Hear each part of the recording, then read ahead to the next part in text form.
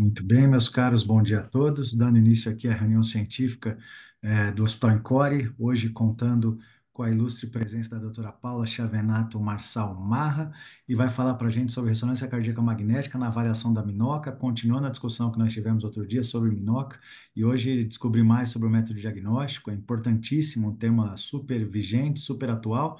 Apresentando Paula. Paula é cardiologista, fellow em imagem pela USP de Ribeirão, pela Faculdade de Medicina, pelas Hospitais Clínicas. Além disso, é mestre hoje pela Faculdade de Medicina de Ribeirão Preto, também da USP, e hoje integra o corpo clínico do Serviço de Imagem Cardiovascular do Grupo CRD. Paula, muito obrigado pela disponibilidade mais uma vez. Sempre que você vem à nossa reunião, a gente ganha muito com as coisas que você ensina para todos nós. Muito obrigado, a palavra é sua, minha cara. Bom dia, Juliano. Obrigada a vocês pelo convite. É muito bom estar aqui depois de um bom tempo, né? Ah, então vamos lá. Bom, eu fiquei contente com esse tema, porque particularmente é um tema que eu gosto bastante. Eu acho que é um tema que pode ser uma caixinha de surpresa aí quando ele vai para a ressonância cardíaca. Principalmente a depender da propedêutica que é realizada antes ou relatada para a gente, né? Bom, então a gente vai falar sobre a ressonância cardíaca na avaliação de Minoca. E em se tratando de ressonância cardíaca, eu vou propagar aí uma coisa que foi falado muito na minha residência, que é quem não sabe o que procura, não entende o que acha. Meus chefes sempre falavam muito isso em relação aos métodos diagnósticos, né? Então, a ressonância cardíaca é um método sensacional, não invasivo, indolor, super completo, complexo também. Então, nós precisamos, o médico laudista precisa ter o quadro clínico do paciente em mãos na hora da aquisição, para focar o exame, né, para fazer um exame, para fazer um protocolo de aquisição adequado para suspeita clínica. Infelizmente, hoje, mais de 60% dos exames que a gente recebe, a indicação não tem o quadro clínico, e a indicação vem como uma indicação de avaliação cardiológica somente. Né? A gente muitas vezes não consegue saber nem se o exame é com estresse ou sem estresse. Então, vamos lá. Para isso, para falar um pouquinho de ressonância na minoca, eu vou gastar um tempo bom aqui numa introdução para a gente entender melhor a tecnologia, o que são os achados na ressonância cardíaca. Vou começar então falando das indicações que já são conhecidas por todos, né? Uma das principais é a investigação de insuficiência cardíaca, para a etiologia isquêmica ou não isquêmica, avaliação da função e dos volumes ventriculares. Na avaliação de doenças isquêmicas, a gente tem avaliação de isquemia, de viabilidade, de complicações. A gente ainda tem uma avaliação, avaliação nas cardiomiopatias não isquêmicas, e aí a gente tem avaliação na cardiomiopatia hipertrófica, na dilatada, na cardiomiopatia ritmogênica, na miocardite, nas doenças infiltrativas e outras doenças também. Podemos avaliar doenças valvares, massas cardíacas, pericárdio, aorta, vasos, de uma forma menos clínica as coronárias. E lembrando aí que nós estamos numa fase, numa era, em que os estudos agora estão mostrando o prognóstico da ressonância cardíaca nessas patologias. Opa. Bom, então, a ressonância magnética cardíaca é a padrão ouro para avaliação de função regional e global dos ventrículos, na caracterização tecidual miocárdica não invasiva, né? Ela realiza a avaliação de perfusão e viabilidade de forma diagnóstica e prognóstica, e muito importante na diferenciação de cardiomiopatia isquêmica e cardiomiopatia não isquêmica. E a grande parte desse meio, dessa ferramenta que a ressonância cardíaca proporciona, vem a partir da técnica de realce tardio. Para a gente entender um pouquinho os diagnósticos diferenciais de Minoca, eu preciso falar um pouquinho do realce tardio. O realce tardio, então, vai proporcionar a avaliação tecidual do miocárdio, do pericárdio, das massas e de outras estruturas anômalas, né? Ela é habitualmente realizada após 7 a 10 minutos da infusão de contraste baseado em gadolínio, né? Então, necessita, sim, de uso de contraste, né? E ela vai refletir a fibrose e a necrose. E aí, o que que acontece? Nós temos é, duas formas aí de patologia, duas fisiopatologias. Primeiro, o que acontece é que o gadolínio, ele é um meio de contraste extracelular, né? Então, lá no miocárdio, que nós temos praticamente 80% de miócitos, a concentração do gadolínio é baixa, né? Então, o gadolínio, num coração normal, o gadolínio ele vai impregnar nesses 20% de matriz extracelular, né? E vai ter um washout comum. Então, em 7 a 10 minutos, o habitual no exame normal é que nós não tenhamos uma identificação de um realce tardio, não tenhamos hipersinal na sequência de realce tardio, né?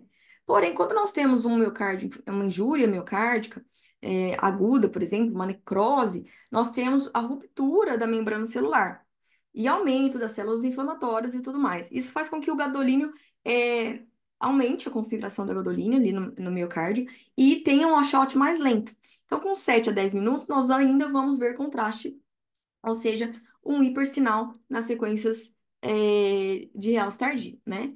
Aí nós temos outra questão que em pacientes com aumento da matriz extracelular por fibrose e por outras patologias que podem não ser agudas ou podem ser cronificadas, esse aumento da matriz extracelular faz com que aumente a concentração de gadolínio no miocárdio e diminui o washout, fazendo a mesma, tendo mesmo a mesma questão de a gente identificar o realce tardio com 7 a 10 minutos aí da sua infusão, da infusão do gadolínio.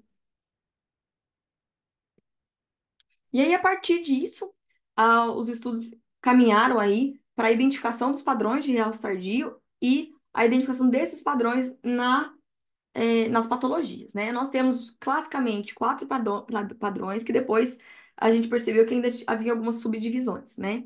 Então, nós temos o padrão subendocárdico, o primeiro padrão aqui, que é um padrão que é de dentro para fora, e a gente fala de subendocárdico quando acomete menos que 50% da área do segmento. Notem que eu falei de área do segmento, eu não falei de transmoralidade, não falei de menos que 50% da transmoralidade, né?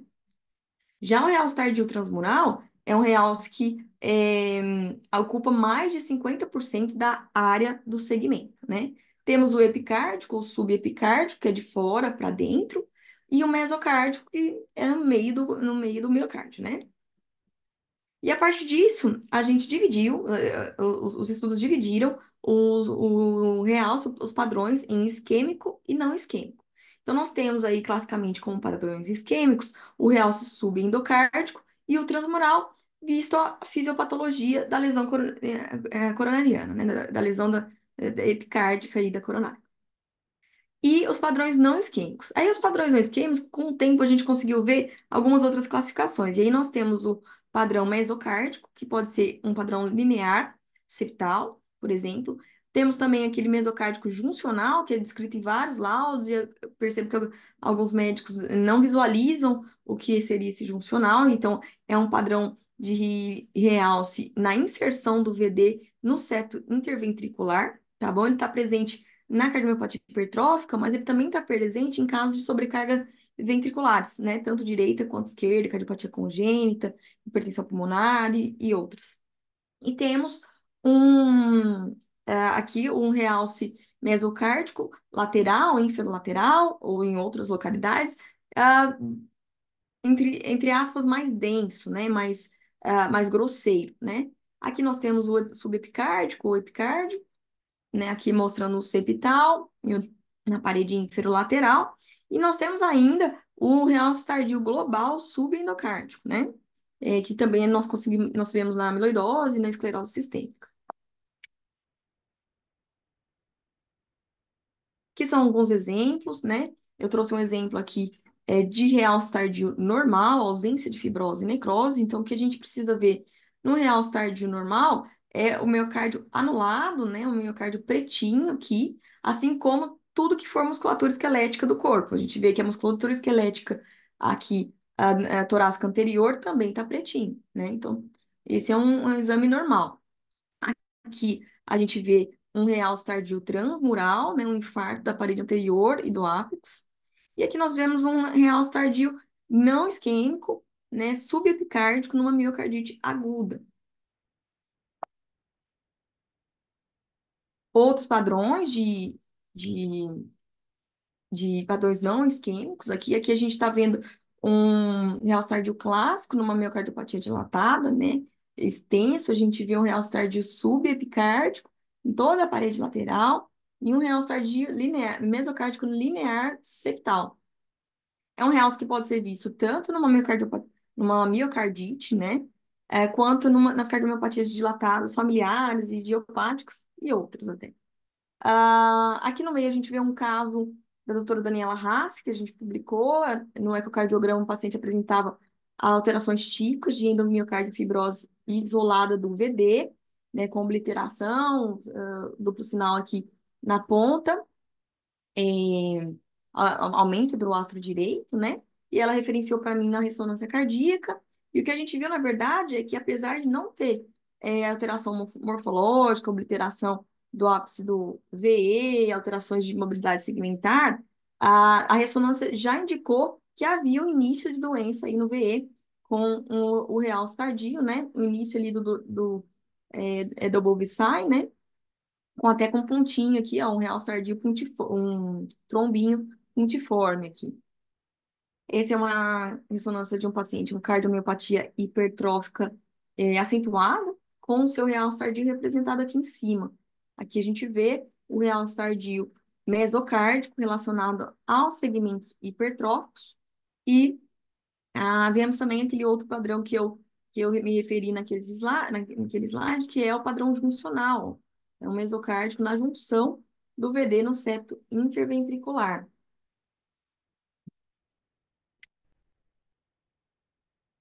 Bom, então vamos falar de ressonância na avaliação de minhoca, né? Eu trouxe aqui, então, a guideline do ESC de 2020, de síndrome coroniana aguda sem elevação do segmento ST, né? E aqui ele traz a ressonância com classe 1 e nível B, para a investigação de todos os working diagnoses, né? Ou todas as suspeitas de minoca, quando o paciente não tem um outro diagnóstico óbvio, né? E para isso, eu trouxe rapidinho aqui o critério diagnóstico de minóquio. Então, quando a gente vai suspeitar, quando vai pedir ressonância, não vou entrar muito em detalhe, o doutor Pedro Perillo falou bastante disso na aula no final de março, que na ocasião eu não pude participar.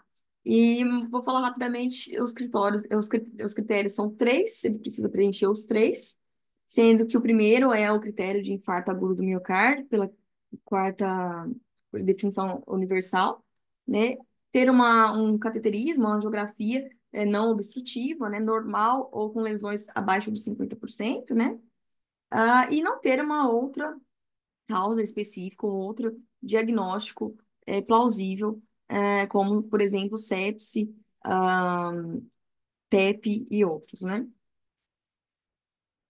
Bom, então quando a gente fala de ressonância magnética cardíaca no na minoca, na verdade, a minoca ela vai ser trabalhada assim que você tem um paciente com dor torácica, enzima troponina positiva, que ele vai para o cateterismo e não tem uma causa de infarto obstrutivo para isso. Então, ele vai para a ressonância magnética para a gente avaliar diagnósticos diferenciais de minoca. Então, na verdade, a ressonância cardíaca ela vai avaliar a injúria miocárdica aguda, né? Se falando de injúria miocárdica aguda, nós temos como grande maioria das causas é uma DAC obstrutiva, né? Uma coronariopatia obstrutiva.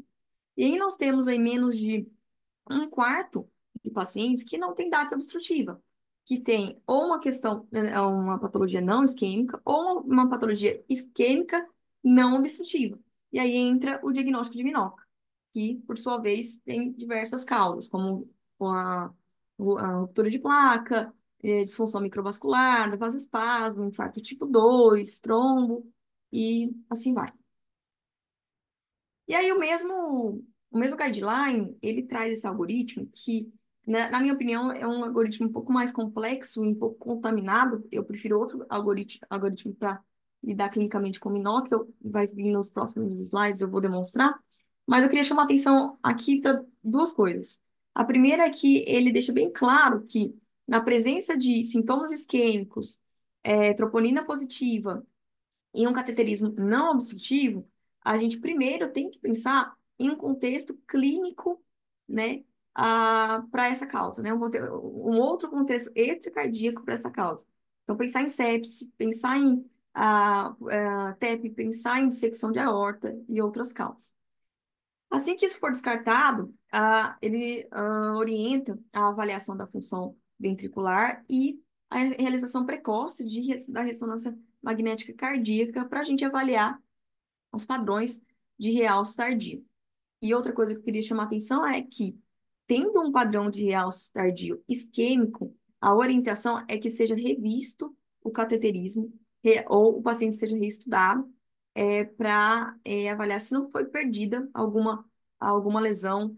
é, não é, na verdade, um verdadeiro infarto miocárdico obstrutivo, né? Bom, e aí então vou trazer esse estudo bem recente, do JAMA de 2023, que avaliou o valor diagnóstico e prognóstico da ressonância magnética cardíaca no manejo dos pacientes com infarto do miocárdio. Desculpa, de minócardio, né? Ela avaliou retrospectivamente 26 estudos, então foram 3.624 pacientes com a dor precordial, troponina positiva e cateterismo que não, sem lesões obstrutivas. E o que foi visto foi que, na verdade, desses pacientes, somente 22% tiveram diagnóstico confirmado de minhoca, né?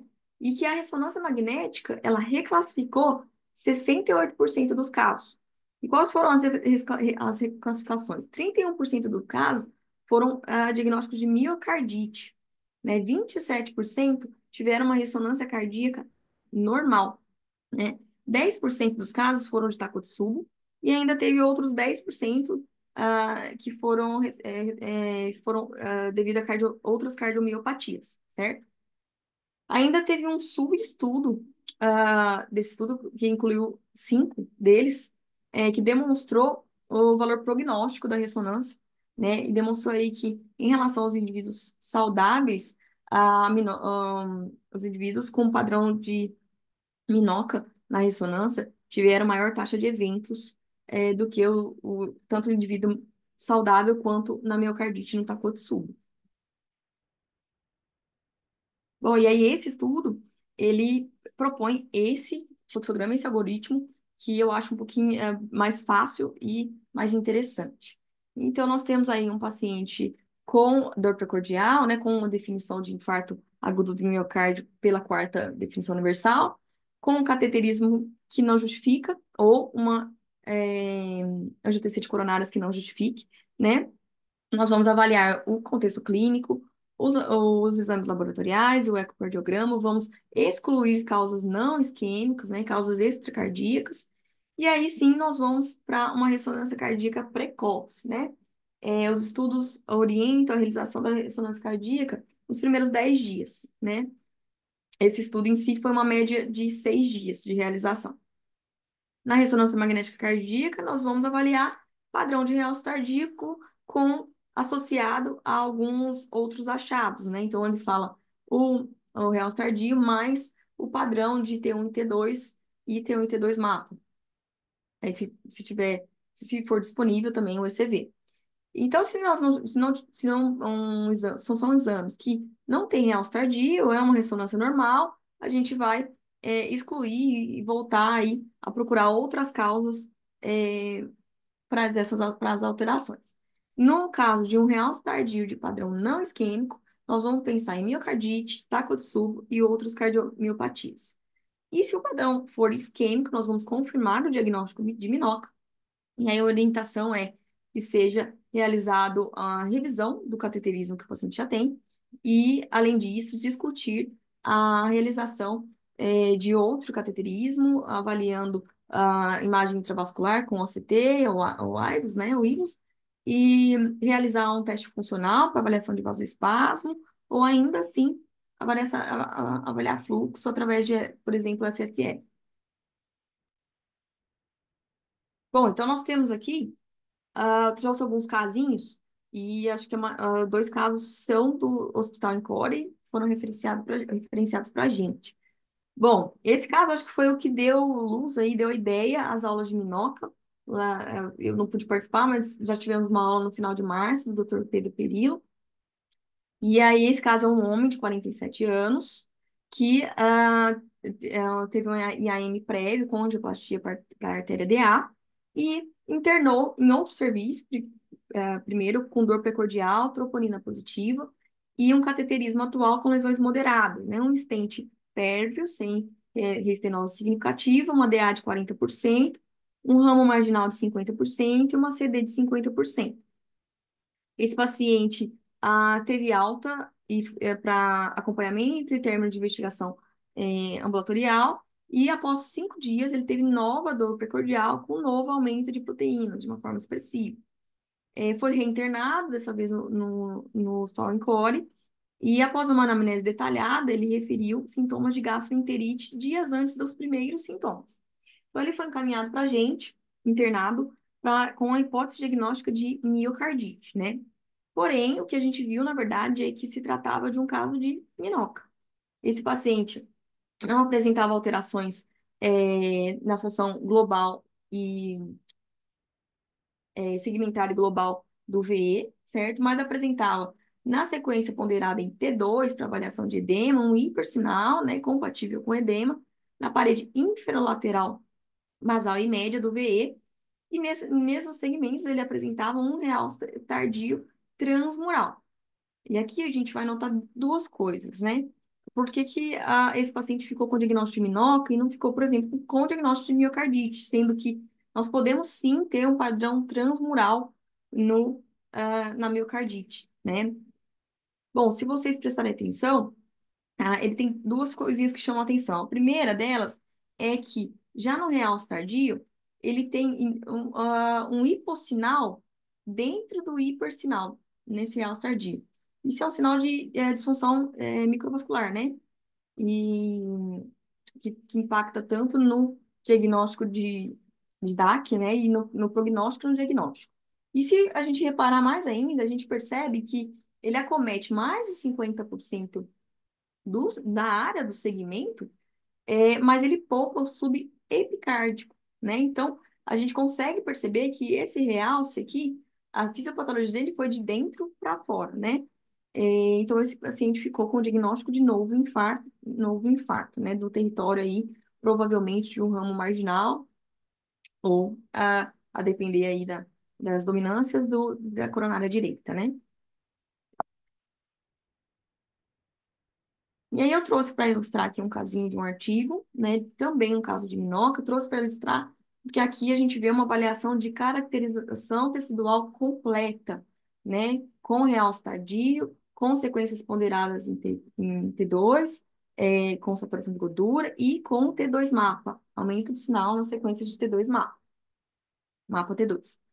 Aqui, diferente do nosso caso, a gente vê um realce tardio mais subendocárdico, né? Mais focal, local, né? No A médio apical aí do VE, na parede lateral. A gente vê, aqui dá para ver certinho, ó, que ele ocupa menos de 50%. E presença de edema, alto sinal nas sequências de T2 STIR e T2 MAPA.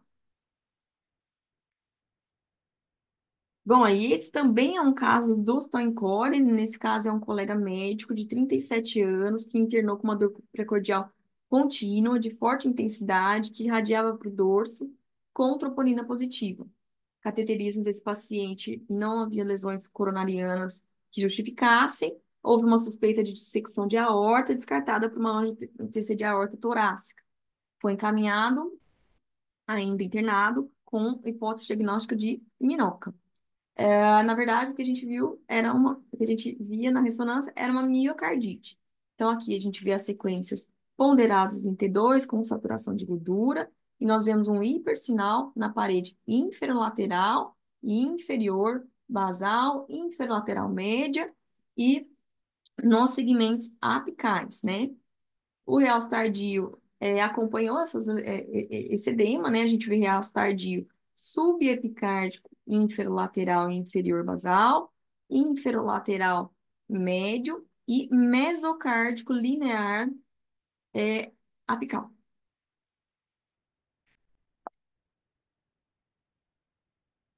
Bom, então aqui eu trouxe um caso interessante de miocardite, também do mesmo artigo, para ilustrar uma avaliação completa com o T2 mapa.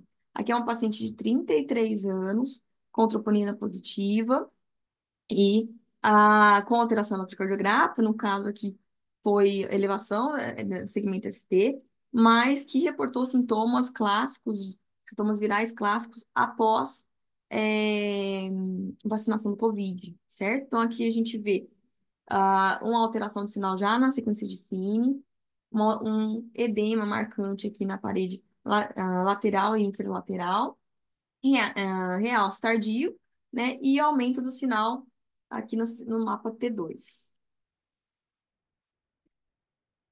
Esse é um caso gentilmente cedido pelo doutor, caso e imagens cedidas pelo doutor Marcos Felipe, ecocardiografista.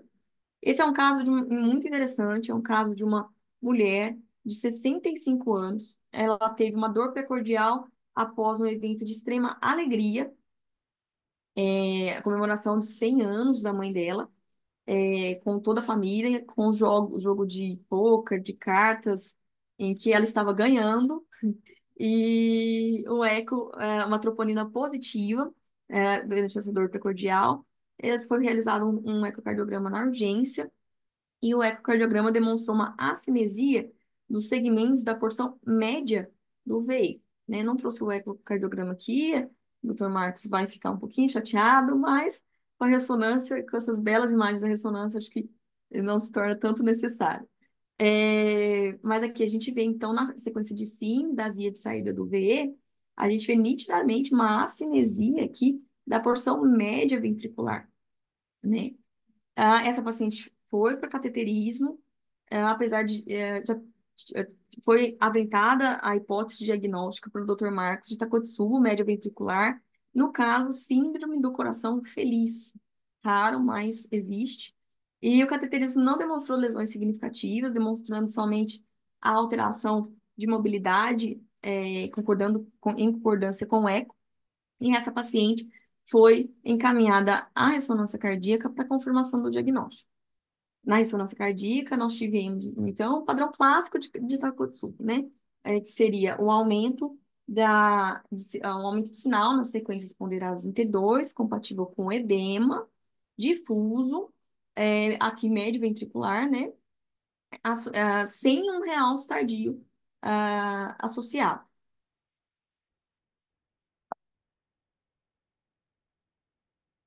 Trouxe também o Takotsubo aqui desse artigo, de um paciente de 90 anos de idade. Aqui é o Takotsubo clássico, né? Demonstrando aqui um print aqui da Cine 4 câmaras em sístole. Então, querendo demonstrar a acinesia dos segmentos apicais, ausência de realce tardio, e o edema no mapa T2, né? Bom, então, falando rapidamente de Takotsubo, o que eu acho que precisa ficar marcado aqui nessa aula, não vou entrar nos critérios diagnósticos, já foi conversado na aula anterior, em março, pelo Dr. Pedro Pirillo, coloquei para ilustrar, mas coloquei outra ressonância aqui, porque os achados de Takotsubo na ressonância são clássicos, e muitas vezes eu sinto que é um diagnóstico perdido, né, ou pela demora em se realizar a ressonância cardíaca, ou um ecocardiograma para avaliação das funções segmentares, né? Ou até porque é um diagnóstico um pouco menos pensado. Então, o que eu quero deixar nessa aula é que a ressonância magnética cardíaca, nesse caso, ela é sensacional, porque a gente consegue descartar outras causas e, com alterações típicas, fechar o diagnóstico muito facilmente. Né? Aqui nós temos, então, o edema aqui, né, médio apical das paredes do ventrículo esquerdo, sem realce tardio associado, que também é edema, sem realce tardio associado.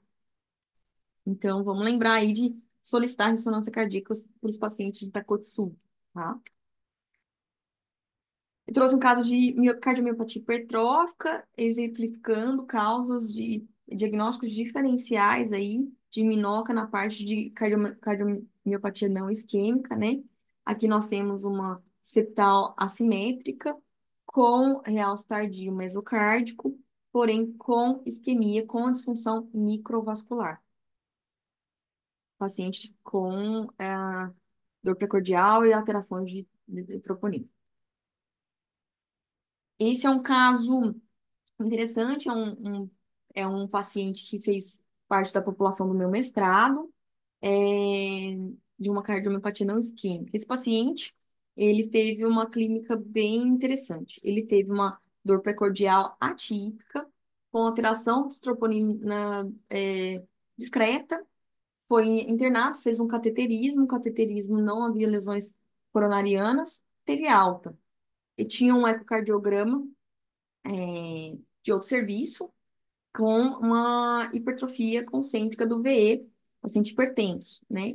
Há algum tempo depois, esse paciente teve uma morte súbita abortada, por isso até que ele entrou, na população do meu estudo. Ele teve uma morte súbita abortada e internou no Hospital das Clínicas de Ribeirão Preto, fez nova propedêutica, fez novo ecocardiograma, e o ecocardiograma visualizou uma hipertrofia concêntrica acentuada, com um aspecto nodular, e aventou a hipótese de uma cardiomiopatia hipertrófica. Então, nós fizemos a ressonância magnética desse paciente, que inicialmente estava pesquisando cardiomiopatia hipertrófica, e o que a gente viu, na verdade, foi a presença de metástases cardíacas. Esse paciente era um portador de linfoma não Hodgkin em tratamento e apresentava diversos nódulos metastáticos cardíacos.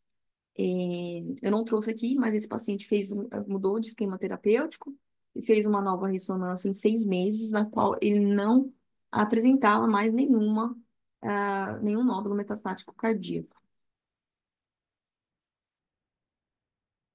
Por último, aqui, eu trouxe esse estudo publicado no Circulation em 2023, sobre o valor prognóstico da ressonância cardíaca no diagnóstico de minoca, né? Na suspeita diagnóstico de minoca. E esse estudo teve um follow-up de 10 anos, um médio de 10 anos, e aí ele mostrou que os pacientes que, pela ressonância cardíaca, apresentavam é, tanto minoca quanto miocardite ou o infarto no contexto de cardiomiopatia não isquêmica apresentaram maior taxa de eventos maiores, idade ajustados, comparado com os pacientes que tiveram ressonância cardíaca sem achado, sem realce tardio.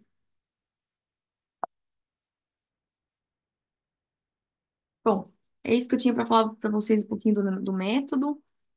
Espero que eu tenha ilustrado bastante o diagnóstico de minoca e os diagnósticos diferenciais. A ressonância cardíaca é realmente um exame muito completo para avaliação de caracterização residual. Atualmente, nós temos técnicas que avaliam de uma forma incipiente essa mudança, essa caracterização tecidual, e o que torna aí os nossos diagnósticos mais amplos e mais certeiros, né? É isso, pessoal. Paula, obrigado demais, excelente, sempre com imagens muito ricas assim que me despertam assim uma curiosidade enorme, acho sempre muito bonito. Ah, opa, não, peraí, começar o seu vídeo aqui, minha cara, só pode parar de compartilhar, só aceita compartilhar sua câmera de novo, Paulo, por favor. Pronto. Oi? E aí, não só parar o compartilhamento da tela, se você Ok. puder, pronto.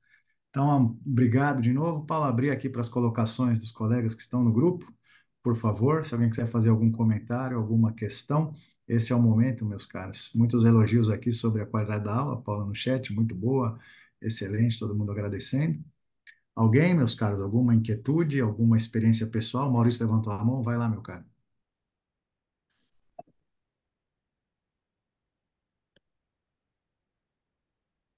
Pronto, abriu câmera e áudio, ótimo. Bom dia, pessoal. Bom dia, Paulinha. Paulo, em Bom primeiro lugar, dia. eu preciso te dizer que essa foi a aula de ressonância mais didática que eu já vi. Eu sempre fico muito confuso em aula de ressonância, porque deve ser por causa da idade, né? Acho que não é pelo método, não. Eu, Foi com A muito, gente certeza concorda. mesmo. foi muito didático, gostei muito. Eu sei que foge um pouquinho do seu tema, mas eu vou, exatamente por esse motivo da didática, aproveitar e te perguntar, e se você tiver imagem, e eu acho que o tempo nos permite, que você estenda um pouquinho a questão da isquemia e viabilidade. Aí já não necessariamente no âmbito da minhoca, pode ser fora, mas só para a gente aproveitar mesmo e construir um raciocínio mais completo aí sobre as imagens da ressonância. Certo. Bom, a gente tem dois contextos na parte de isquemia, né? Bom, vou começar só fazendo um parênteses importante. É difícil a gente pegar, por indicação mesmo, um infarto agudo, igual aconteceu no primeiro caso, que eu demonstrei, né? Esse caso é um caso que nós temos um infarto agudo. Então, nós temos um edema e temos o realce tardio associado a esse edema. Então, algumas pessoas às vezes contestam quando eu laudo, porque eu não falo de viabilidade nesse caso, né? Não sei se vocês notaram, esse paciente tinha um realce tardio no septo anterior do infarto da DA, que ele teve previamente. Esse realce tardio é um realce subendocárdico, ou seja, com viabilidade. Vou fazer um parênteses sobre isso. Mas vamos lá para aquela parede inferolateral, com edema e realce. Então, às vezes, eu laudo infarto agudo e o médico volta e fala, mas Paulinha, e aí? É viável? Esse paciente fechou CD, o que que eu faço, né? E aí, o que eu tento explicar é que aqui nós estamos em vigência de uma injúria aguda. Nós temos uma matriz celular ali, uma área ali que tem muita célula inflamatória, que tem um edema e tudo mais. Então, ali eu não consigo saber, no momento de um infarto agudo, o que é viável e o que não é, certo? Por um exame básico, como eu apresentei nesse caso. Então, o que a gente orienta é que esse paciente seja tratado clinicamente e volte aí num período aí de 3 a 6 meses, ou até, dependendo do tamanho do infarto, voltar antes, para a gente avaliar quando não houver mais edema, quando esse miocárdio tivesse adaptado, o que sobrou de realce tardio, né? Para a gente poder avaliar a viabilidade em si. E aí nós falamos de viabilidade quando o realce tardio cometer menos que 50% da área do segmento. Lembrando que eu estou falando de área. Às vezes eu tenho um transmural focal ali, mas o meu segmento inteiro, ele tá, né, vamos supor, é, viável, com uma hipocinesia, ou até às vezes não tem alteração de mobilidade segmentar. Então, quando a gente fala de viabilidade, eu avalio a extensão em área do acometimento do realce tardio, certo? Falando em isquemia, a gente pode ter, a gente faz o exame, atualmente no Brasil, acho que mais de 80% dos casos é feito com dipiridamol, né? Nós começamos aí a fazer com a adenosina alguns serviços por problemas técnicos, né? E aí nós temos a avaliação de isquemia no pico do dipiridamol, é praticamente igual ao que a gente faz na cintilografia em relação à administração do medicamento, né? A infusão do medicamento. E no caso de um paciente com infarto prévio, a gente pega muito paciente com infarto prévio, com viabilidade, para avaliar a isquemia. A gente avalia a isquemia em cima dessa área de infarto. É possível também avaliar isquemia nessa área de infarto. Um infarto, por exemplo, subendocárdico, com a área viável, foi tratado, e aí o paciente refez dor, a gente quer avaliar se ele tem isquemia e a gente eu não vou ter agora é, em mãos um exame para mostrar, mas o que a gente avalia é que na sequência de perfusão haveria uma hipoperfusão correspondente à área do infarto, à área de realce tardio e ultrapassando a área do infarto, né? E aí a gente fala de uma isquemia perinfarto, certo? Ah, Se nós não tivermos isquemia, o que vai aparecer no exame é o realce tardio e uma hipoperfusão compatível com a mesma área do realce tardio. Então, aí a gente fala que tem uma hipoperfusão em repouso, em estresse, associada a realce tardio naquela área, não sobrejacente a essa área. Então, não tem isquemia. Não sei se eu consegui tirar sua dúvida em relação viabilidade e isquemia, doutor Maurício? Eu acho que sim, assim, pelos motivos que você explicou, então, quanto, obviamente, se eu tenho mais matriz celular, eu tenho mais realce tardia, eu tenho menos viabilidade, né, em termos gerais, Exatamente. Os né? estudos, eu acho que eu dei uma aula o ano retrasado sobre cardiomiopatia isquêmica princori, e aí os estudos mostraram que quando você ultrapassa essa área de 50%, da área acometida, é, do segmento, né? Segmentos. A gente teve, os estudos mostraram que os pacientes que foram tratados apresentaram menos recuperação de função segmentar e global, né? Então, conforme você vai aumentando a área, chegando a uma área, por exemplo, de 75% de acometimento do realce tardio, a gente tem menos de 10% de recuperação segmentar, de contratividade segmentar e contratividade global. Então, seriam ventrículos que abriria discussão se vale a pena a revascularização com tão pouca taxa de recuperação, né? Área viável. Ok. Bom, eu pensei que sua aula fosse causar alguma desavença conjugal, mas pelo comentário aí eu já vi que está tudo bem, está liberado. Mais Obrigado, ou Paulo. menos, porque de certa forma ela meio que falou que o eco aí, ó, tá meio por fora, viu? Mas quem sou eu para falar? Não, Quem mas sou eu? ele tá Juliana, com, acho que lá pelo comentário lá, acho que já está tudo É, já tá certo. tudo resolvido. ele tá com crédito, porque além de ele me fornecer o caso, ele ainda tá cuidando da pequena, então tá Nada com muito mais justo. crédito. Nada mais justo. Muito bem. Teve Alguém mais, meus caras? uma pergunta aqui no Não, Francisco é Oliveira, isso. se é possível Eu- realizar estresse físico associado ao esforço.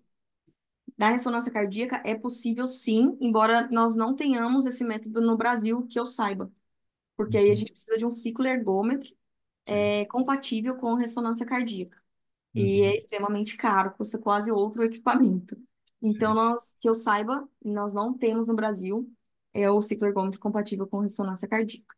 O que não deve ser muito é, fisiológico, né? Fazer pedalar ali deitado dentro de uma ressonância cardíaca não deve ser uma sensação muito agradável. É, no Eco já estão fazendo, né? No Eco com a bike já tem gente aplicando, até lá em São Paulo já vi já. Ainda estamos chegando lá. Muito bom. É isso aí, pessoal. Então, agradecer de novo, Paula, sempre muito enriquecedor. Para quem não esteve aqui presente, vai para o YouTube do nosso hospital depois, para quem a gente possa assistir muitas e muitas vezes e aprender cada vez mais. Agradecer demais, Obrigada, bom dia a pessoal. todos, bom trabalho. Paula, bom trabalho a todos. Tenhamos um bom dia. Abraço a todos. Obrigada. Tchau, tchau, pessoal.